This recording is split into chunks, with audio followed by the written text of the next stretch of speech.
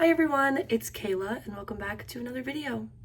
Midterm season is approaching and after being at Temple for a year, I think I found some of the best study spots. Today I'm going to take you with me as I show you some of my favorite indoor and outdoor study spots, explain how to utilize the library study rooms, and give you guys some resources. So let's go! Hi guys, I'm currently up on Mazur Rooftop. I love this place so much. They have a bunch of different seating areas. They have lounge chairs, but they also have like regular tables and chairs, and they have a big grass area if you want to lay out and hang out. And it is just a gorgeous day, so I'm going to stay up here and study for a little bit. After sitting on the rooftop for a little bit, I headed to my next destination, which is O'Connor Plaza. This is directly in the middle of campus, so you are super close to everything.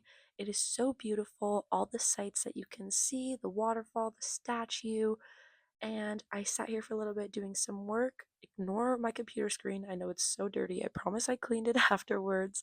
But I sat here for a little bit, did some work, and then moved on to my next spot. Hi guys, I'm currently at Beury Beach.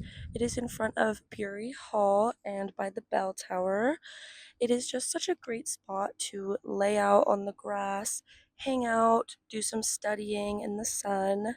I say that as I actually found a spot in the shade behind the bell tower, but it's just so hot out today that I needed a little bit of shade.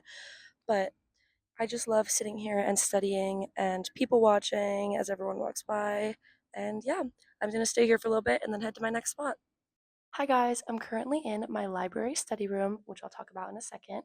But first, I wanted to talk about the Student Center because I just stopped and got myself a little fun Starbucks drink to motivate me to study. But the Student Center is honestly such a great place to study. There's a bunch of different seating areas right when you walk in or when you walk down the ramp, and even down by where the old bookstore used to be. So there's plenty of spaces to sit. Or you can go upstairs to where the dining hall area is. You can grab some food and sit in one of the chairs there, or even sit down where the Starbucks is. They have a few tables there.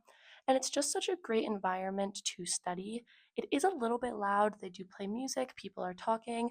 But if you're like me and you can just pop in some headphones and study and ignore the noise, then it's a really great place to go. Let's talk about where I am. I am in a study room. Charles Library has study rooms that you can book out on the third and fourth floor. These study rooms can hold anywhere from 2 to 14 people, depending on which room you book.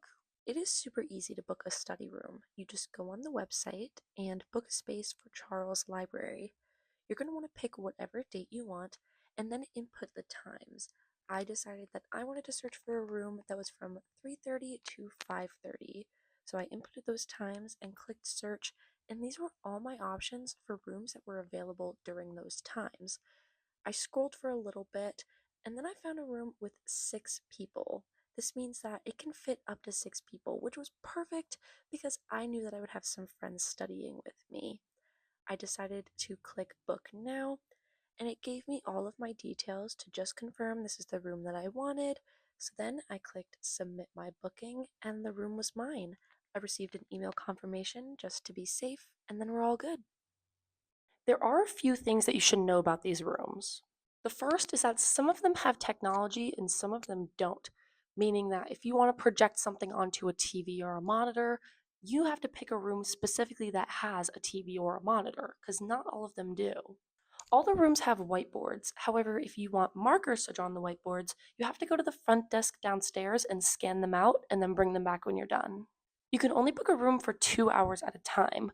If you want to book for less, that's totally fine. Just know you can't book for more than 2 hours. Possibly one of the most important things about these library study rooms is respecting people's time. If I have a room booked from 3 to 5, I should only be in that room from 3 to 5. Don't stay over your time and force someone to kick you out of their room. We're all just trying to study and get our work done, and I understand that these rooms are great, but that's why everyone wants them. So just be respectful of people's time and try not to stay too long. Now that I'm in my room, it's time to get some studying done, but I wanted to share with you guys some of my favorite study tips. I showed you where I like to study, but now let me tell you about how I study. Something that's really hard for me is getting distracted. It's super easy to get distracted when my phone is right in front of me or when my friends are sitting next to me. So, if I'm studying with friends, I make sure that they're people that I know are also going to study with me, and I try to turn my phone over and put it a little bit away from me. That way, I'm not too tempted to look at it. One of my favorite things is physical notes with pen and paper. I find that when I write things down, I remember them easier than when I'm typing them out on my computer. Now, I understand that's not going to be the same for everyone, but if you realize that you're not doing a great job at remembering your notes on a computer, I really do recommend going back to old fashioned pen and paper. Another thing I love is dedicating my time to studying and planning it out beforehand. If I have a test on a Monday morning, I'm not going to wait till Sunday night to study. Or if I get an assignment on a Monday but it's due on a Friday, I'm not going to wait till Thursday night. I'm going to try and get it done Monday or Tuesday. This has truly helped me so much because freshman year, I was honestly a really bad procrastinator. And now that I have my work done ahead of time, I can watch a movie with my roommate or get dinner with friends. And it's really great to be able to have that social life and not have to worry about the schoolwork I still need to get done. My last tip is to utilize Temple's Student Success Center. They have things like peer assisted study sessions, writing centers, and academic coaches, along with a few other things that can truly help you thrive so much. There are so many people at Temple that are just trying to help you succeed. No one here wants you to fail, and they have so many resources to help you succeed. So use them. That's all I have for you guys for today's video. I hope you will check out some of the study spots I gave you and use some of the resources that I provided. Make sure to like, subscribe, and comment what you guys want to see in the future. I would love to hear your ideas on what other vlogs you want me to make. Make sure to check out the description to follow Temple on all of our social media platforms, as well as my personal platform. And I will see you guys next time. Bye!